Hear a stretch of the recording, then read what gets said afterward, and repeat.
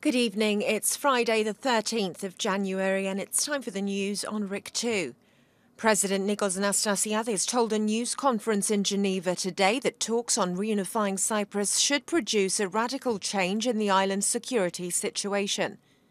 In remarks on the aftermath of the UN-hosted conference in Geneva, Anastasiadis said that the fact that the UN announcement outlines a clear intent by participants to reach a mutually acceptable solution on the security and guarantees issue is a mandate to the working groups to process new forms of guarantees acceptable and radically different from the guarantee system of 1960. He also said that the results of the Geneva conference justified the correctness of his decision to accept the conference as a way out of the deadlock following the Montpelleron talks. Anastasiadis pointed out that for the first time the Turkish Cypriot side tabled a map, even though it was not satisfactory, and also for the first time there has been a high-level conference on security and guarantees. Anastasiadis dismissed as gossip reports that there had been tension between Nicosia and Athens, stressing that there is absolute coordination between the two sides. Turkey's President Tayyip Erdogan poured cold water on prospects for a Cyprus solution, saying that Turkey plans to stay forever in Cyprus. He added that it is out of the question for Turkish troops to pull out of Cyprus unless Greek troops also pulled out as well. Erdogan also accused Greece of pulling away from a Cyprus solution, adding that Greece should not expect a solution without Turkey being a guarantor. United Nations emissary on Cyprus, Espan Barthaida, has said that there are still difficult issues to overcome on the security and guarantees chapter before a solution to the Cyprus problem could be found. Ida told a press conference in Geneva today that the opening statements made at the conference conveyed a strong message of hope that this long-standing dispute can now finally be found.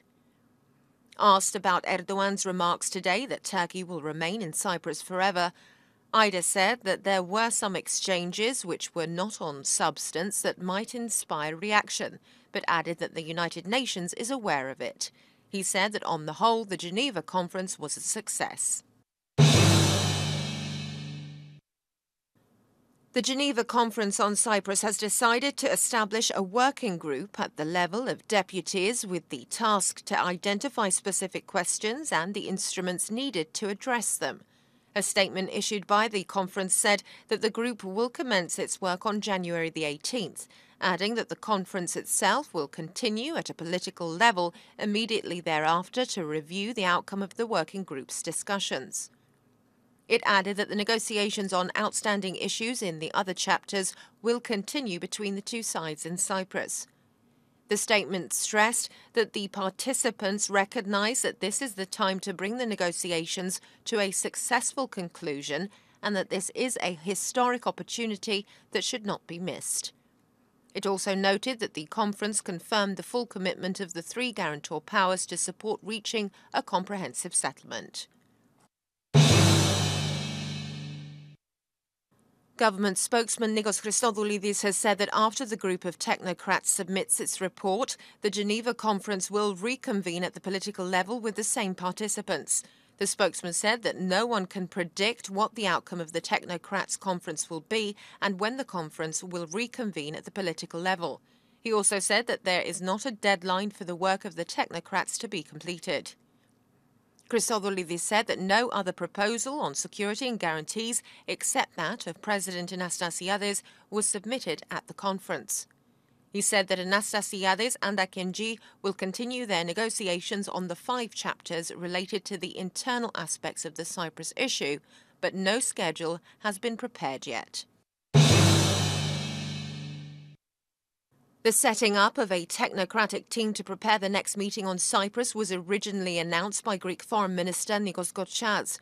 He told a press conference that the experts will prepare a list of questions on the issues of security and guarantees and suggest possible answers. He repeated Greece's position that the 1960 system of guarantees must come to an end and that the Turkish occupation troops must be phased out, with a large part leaving Cyprus in the first week of the implementation of a solution.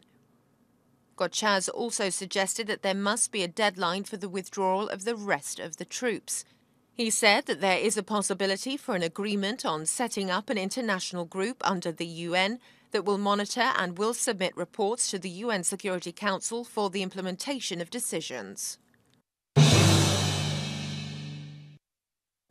A CYBC correspondent in Geneva reported that Turkish Foreign Minister Mevlut Çavuşoğlu did not accept a suggestion to stay in Geneva for one more day so as to prepare a mandate for the team of technocrats. He was personally asked to prolong his stay for a few hours, but Çavuşoğlu said that he had important engagements in Turkey that required his presence. He said that the technocrats could be able to complete their work within a few days. Greek Foreign Minister Nikos Gochaz replied that the technocrats could not start immediately their work without having political directions as to what they are required to do and needed some days to prepare. Sources in Geneva said that if the report of the technocrats is encouraging, the next stage of the conference could be held at the level of prime ministers. International Monetary Fund spokesman Jerry Rice has told a press briefing that the IMF has been providing technical assistance since January 2016 in support of a settlement that could lead to the reunification of Cyprus. He added that the IMF focus is on the technical assistance on the fiscal side, the macroeconomic side, statistics, and overall financial health.